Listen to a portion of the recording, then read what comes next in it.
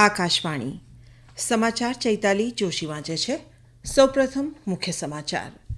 રાષ્ટ્રપતિ દ્રૌપદી મુર્મુ આજથી 3 દિવસ દાદરાનગર હવેલી તથા દમણ અને દીવના પ્રવાસે આવશે.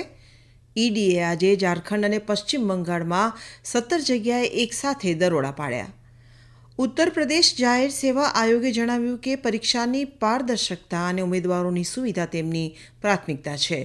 20મી નવેમ્બરના રોજ યોજાનારી મહારાષ્ટ્ર વિધાનસભાની ચૂંટણી માટે રાજકીય પક્ષોનો ટોચના નેતાઓનો આક્રમક પ્રચાર. ઝારખંડમાં આવતીકાલે વિધાનસભાની 43 બેઠક માટે પહેલા તબક્કામાં મતદાન થશે અને દેવ ઉઠી એકાદશીના દિવસે સોના ચાંદીના ભાવમાં ઘટાડો. સમાચાર વિગતવાર. રાષ્ટ્રપતિ દ્રૌપદી મુર્મુ આજથી 3 દિવસ કેન્દ્ર શાસિત પ્રદેશ દાદરા અને નગર હવેલી તથા દમણ અને દીવના પ્રવાસે આવશે. દરમિયાન પહેલા દિવસે તેઓ જમપોરમાં પક્ષીગૃહ, દમણમાં સરકારી ઇજનેરી મહાવિદ્યાલય અને નિફ્ટ પરિસરની મુલાકાત લેશે. બીજા દિવસે શ્રીમતી મુર્મુ સેલવાસમાં નમો આરોગ્ય શૈક્ષણિક અને સંશોધન સંસ્થાન ખાતે જશે, જ્યાં તેઓ વિવિધ શૈક્ષણિક સંસ્થાઓના વિદ્યાર્થીઓ અને શિક્ષકો સાથે સંવાદ કરશે. શ્રીમતી મુર્મુ ઝાંડા ચોક શાળાનું પણ ઉદ્ઘાટન કરશે તેમજ સેલવાસમાં એક જાહેર સમારોહને સંબોધિત કરશે. તેઓ દીવમાં INS ખુખરી સ્મારકની પણ મુલાકાત લેશે. ઉપરાષ્ટ્રપતિ જગદીપ ધનખડ આજે પંજાબ કૃષિ વિશ્વવિદ્યાલય PIU લુધિયાણાના પ્રવાસે પહોંચશે. તેઓ આબોહવા પરિવર્તન અને ઉર્જા રૂપાંતરને ધ્યાનમાં રાખી કૃષિ ખાદ્ય પ્રણાલીઓમાં ફેરફારના વિષય પર યોજાયેલા આંતરરાષ્ટ્રીય સંમેલનમાં ઉદ્ઘાટન સમારોહમાં મુખ્ય અતિથિ હશે. ઉપરાંત રાષ્ટ્રપતિ જગદીપ ધનખડ આજે ઉજ્જૈનમાં 66માં અખિલ ભારતીય કાલિદાસ સમારોહનું ઔપચારિક ઉદ્ઘાટન કરશે. પ્રવર્તન નિર્દેશાલય EDએ આજે ઝારખંડ અને પશ્ચિમ બંગાળમાં 17 જગ્યાએ એકસાથે દરોડા પાડ્યા છે. બાંગ્લાદેશીઓની ઘૂસણખોરી અને મહિલાઓના તસ્કરી સંબંધિત કૌભાંડ મામલે ચલાવીને ગેરકાયદા કમાણી તેમજ મની લોન્ડરિંગ મામલે EDએ આ કાર્યવાહી કરી છે. ટીમે રાંચીના બરિયાતુમાં આવેલી હોટલ, નિદાન વિજ્ઞાન કેન્દ્ર ઉપરાંત અનેક જગ્યાએ તપાસ હાથ ધરી છે. રાંચીના બરિયાતુ પોલીસે જૂન મહિનામાં એક હોટલમાંથી બાંગ્લાદેશની 3 યુવતીને પકડી હતી. તેમની પાસે વિઝા અને પાસપોર્ટ ન હોવાનું જણાવ્યું હતું. ઉત્તર પ્રદેશ જાહેર સેવા આયોગે જણાવ્યું છે કે સમીક્ષા અધિકારી અને મદદનીશ સમીક્ષા અધિકારી પરીક્ષા તેમજ પ્રાંતીય નાગરિક સેવા પ્રારંભિક પરીક્ષાઓની પવિત્રતા અને ઉમેદવારોની સુવિધા તેમની પ્રાથમિકતા છે. આયોગે જણાવ્યું કે પરીક્ષાઓ સર્વોચ્ચ અદાલતના દિશા નિર્દેશ અનુસાર યોજાઈ રહી છે. અનેક ઉમેદવારોએ સમીક્ષા અધિકારી અને મદદનીશ સમીક્ષા અધિકારી પરીક્ષા અને પ્રાંતીય નાગરિક સેવા પ્રારંભિક પરીક્ષાને અલગ અલગ તારીખ અને અનેક શિફ્ટ એટલે કે પાળીઓમાં યોજવાના નિર્ણય સામે ગઈકાલે પ્રયાગરાજમાં આયોગના મુખ્ય મથકની બહાર વિરોધ પ્રદર્શન કર્યું હતું.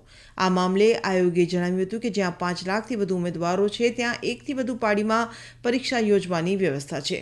પરીક્ષાની પવિત્રતા અને ઉમેદવારોના હિતમાં પરીક્ષાઓની અનિયમિતતા ન હોય તેવા કેન્દ્રમાં લેવાઈ રહી છે. ઉલ્લેખનીય છે કે આ વર્ષે ફેબ્રુઆરીમાં યોજાયેલી આ પરીક્ષા માટે 10 લાખથી વધુ લોકોએ અરજી કરી હતી, પરંતુ પ્રશ્નપત્ર લીક થયા બાદ રાજ્ય સરકારે તેને રદ કરી હતી. ભાજપના વરિષ્ઠ નેતા અને પ્રધાનમંત્રી નરેન્દ્ર મોદી, કોંગ્રેસ નેતા રાહુલ ગાંધી સહિતના વરિષ્ઠ નેતાઓ આજે મહારાષ્ટ્ર વિધાનસભા ચૂંટણીને લઈને વિવિધ જિલ્લાઓમાં પ્રચાર કરશે. શ્રી મોદી ચંદ્રપુર, સોલાપુર અને પુણેમાં ચૂંટણી રેલી સંબોધશે, જ્યારે કેન્દ્રીય ગૃહમંત્રી અમિત શાહ મુંબઈમાં 2 જાહેર સભાઓ સંબોધશે. બીજી તરફ કોંગ્રેસ નેતા રાહુલ ગાંધી બુલઢાણા જિલ્લાના ચીખલી અને ગોંદિયાના મહાવિકાસ અઘાડીના ઉમેદવારોના સમર્થનમાં 2 રેલી યોજશે. ઉપરાંત રાષ્ટ્રીય કોંગ્રેસ પક્ષ શરદ પવાર પક્ષના ઉમેદવારના સમર્થનમાં પક્ષના વડા શરદ પવાર નાસિક અને અહમદનગરમાં સભાઓ સંબોધશે.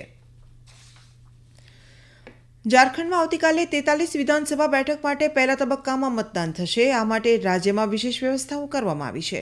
મતદાન સંચાલન ટુકડીને પોતપોતાના વિસ્તારોમાં મોકલવામાં આવ્યા છે. 225 સંવેદનશીલ બૂથમાંથી આ ટુકડીઓએ ગઈકાલે 194 મતદાન કેન્દ્ર પર ભારતીય વાયુસેનાના હેલિકોપ્ટર દ્વારા પહોંચી છે, જ્યારે અન્ય 30 બૂથના મતદાન અધિકારીઓને આજે મોકલવામાં આવશે. અમારા સંવાદદાતાએ જણાવ્યું કે પશ્ચિમ સિંહભૂમ, લાતેહાર, લોહરદગા, ગઢવા અને ગુમલા જિલ્લામાં એમ 5 જિલ્લામાં આ સંવેદનશીલ બૂથ આવેલા છે. રાજ્યના પહેલા તબક્કાના મતદાન માટે 15,344 મતદાન મથકો ઊભા કરાયા છે. આ ચૂંટણીમાં 73 મહિલા સહિત 683 ઉમેદવારો મેદાનમાં હશે, જ્યારે 1,37 લાખથી વધુ મતદારો આ ઉમેદવારોનું ભાવિ નક્કી કરશે. આસામમાં આવતીકાલે 5 વિધાનસભા બેઠક પર યોજાનારી પેટા ચૂંટણી માટેની તમામ તૈયારીઓ પૂર્ણ થઈ ગઈ છે. મતદાન માટે 1,078 મતદાન મથકો ઊભા કરાયા છે. સામગુરી સહિત તમામ 5 વિધાનસભા બેઠકો પર શાંતિપૂર્ણ મતદાન થાય તે માટે પૂરતા સુરક્ષા કર્મચારીઓ તૈનાત કરાયા છે. અમારા સંવાદદાતાએ જણાવ્યું કે તમામ બેઠકો પર સત્તાધારી ભાજપ, આસોમ ગણ પરિષદ, યુનાઇટેડ પીપલ્સ પાર્ટી લિબરલ, જોડાણ અને કોંગ્રેસ વચ્ચે સીધી સ્પર્ધા થવાની સંભાવના છે. 9 લાખથી વધુ મતદારો 34 ઉમેદવારોનું ભાવિ નક્કી કરી શકે છે. આ સમાચાર આપ આકાશવાણી પરથી સાંભળી રહ્યા છો. આ રાષ્ટ્રીય સમાચાર આપ અમારી YouTube channel AIR news Gujarat પર પણ સાંભળી શકશો. વધુ સમાચાર માટે આપ અમારા એક ચેનલ AIR_ABAD ને ફોલો કરી શકો છો. દેવઉઠી એકાદશીના દિવસે આજે સોના અને ચાંદીના ભાવમાં ઘટાડો થયો છે. આજે તુલસી વિવાહ અને દેવઉઠી એકાદશીના દિવસે સ્થાનિક બુલિયન માર્કેટમાં ઘટાડાની ચાલ જોવા મળી રહી છે. આજે સોનું પ્રતિ 10 ગ્રામ 550થી 600 રૂપિયા, જ્યારે ચાંદીના ભાવમાં પ્રતિ કિલો 1,000 રૂપિયાનો ઘટાડો નોંધાયો છે. આ ઘટાડાને કારણે આજે દેશના મોટાભાગના બુલિયન માર્કેટમાં 24 કેરેટ સોનું ₹78,900 થી ₹78,750 પ્રતિ ગ્રામ 10 ગ્રામની રેન્જમાં ટ્રેડ થઈ રહ્યું છે. એ જ રીતે 22 કેરેટ સોનું પણ ₹72,340 થી ₹72,190 પ્રતિ ગ્રામ 10 ગ્રામની વચ્ચે છે. સોનાની જેમ ચાંદીના ભાવમાં નબળાઈને કારણે દિલ્હી બુલિયન માર્કેટમાં તેની કિંમત આજે ₹92,900 પ્રતિ કિલો પર આવી ગઈ છે. આજે જાહેર સેવા પ્રસારણ દિવસની ઉજવણી કરવામાં આવી રહી છે. દર વર્ષે આ દિવસે 1947માં દિલ્હીમાં આકાશવાણીના સ્ટુડિયોમાં રાષ્ટ્રપિતા મહાત્મા ગાંધીના ગૌરવપૂર્ણ આગમનની યાદમાં ઉજવવામાં આવે છે. મહાત્મા ગાંધીએ દેશના વિભાજન બાદ હરિયાણાના કુરુક્ષેત્રમાં અસ્થાયી ધોરણે સ્થાયી થયેલા વિસ્થાપિત લોકોને સંબોધિત કર્યા હતા. ગાંધીજીએ કહ્યું હતું કે તેમણે રેડિયો માધ્યમની શક્તિને ભગવાનની ચમત્કારિક શક્તિ તરીકે જોયું. આજે આ અવસર પર આકાશવાણી દિલ્હીના પરિસરમાં એક વિશેષ કાર્યક્રમનું આયોજન કરાયું છે. કેરળના કન્નૂર જિલ્લામાં આફ્રિકન સ્વાઇન ફીવરના કેસ બહાર આવતા તંત્ર સાવચેત થયું છે. એક ખાનગી ખેતરમાં આ કેસની જાણ થયા બાદ નેલ્લીયોડીમાં 3 ખેતરોમાં ડુક્કરોને મારવાનો આદેશ આપ્યો છે. ખેતરની આસપાસના 1 કિલોમીટરના વિસ્તારને અસરગ્રસ્ત, જ્યારે ખેતરની આસપાસના 10 કિલોમીટરના વિસ્તારને નજરકેદ વિસ્તાર તરીકે જાહેર કરાયો છે. અસરગ્રસ્ત વિસ્તારમાં ડુક્કરના માંસના વેચાણ પર પણ 3 મહિના માટે પ્રતિબંધ મુકાયો છે.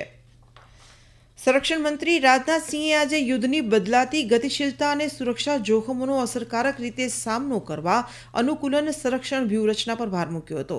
આજે નવી દિલ્હીમાં દિલ્હી સંરક્ષણ સંવાદ ઉદ્ઘાટન કાર્યક્રમમાં બોલતા મંત્રીએ જણાવ્યું હતું કે અનુકૂલન સંરક્ષણ એ માત્ર વ્યૂહાત્મક પસંદગી નથી, પરંતુ જરૂરિયાત છે.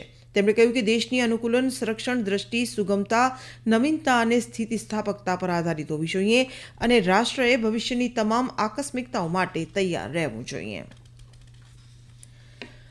ચેન્નઈમાં નાગાપટ્ટિનમ જિલ્લામાં અકરાઈપેટાઈના 12 માછીમારોને આજે વહેલી સવારે શ્રીલંકન નૌકાદળ દ્વારા ધરપકડ કરવામાં આવી હતી.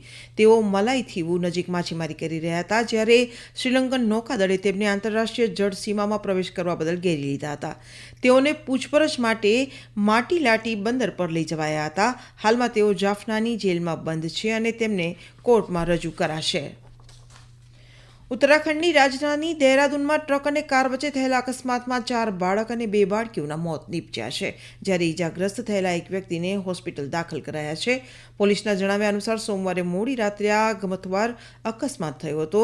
ચાલક ટ્રક મૂકીને સ્થળ પરથી ફરાર થઈ ગયો હતો. પોલીસે 5 મૃતદેહને દૂન હોસ્પિટલમાં અને 1 મૃતદેહને મહત ઇન્દ્રેશ હોસ્પિટલમાં પોસ્ટમોર્ટમ માટે મોકલ્યા છે. અંતમાં મુખ્ય સમાચાર ફરી એકવાર. રાષ્ટ્રપતિ દ્રૌપદી મુર્મુ આજથી 3 દિવસ દાદરાનગર હવેલી તથા દમણ અને દીવના પ્રવાસે આવશે. ઈડીએ આજે ઝારખંડ અને પશ્ચિમ બંગાળમાં 17 જગ્યાએ એકસાથે દરોડા પાડ્યા. ઉત્તર પ્રદેશ જાહેર સેવા આયોગે જણાવ્યું કે પરીક્ષાની પારદર્શકતા અને ઉમેદવારોની સુવિધા તેમની પ્રાથમિકતા છે. 20મી નવેમ્બરના રોજ યોજાનારી મહારાષ્ટ્ર વિધાનસભા ચૂંટણી માટે રાજકીય પક્ષોનો ટોચના નેતાઓનો આક્રમક પ્રચાર. ઝારખંડમાં આવતીકાલે વિધાનસભાની 43 બેઠક માટે પહેલા તબક્કામાં મતદાન થશે અને દેવઉઠી એકાદશીના દિવસે સોના ચાંદીના ભાવમાં ઘટાડો. આકાશવાણી પરથી સમાચાર પૂરા થયા.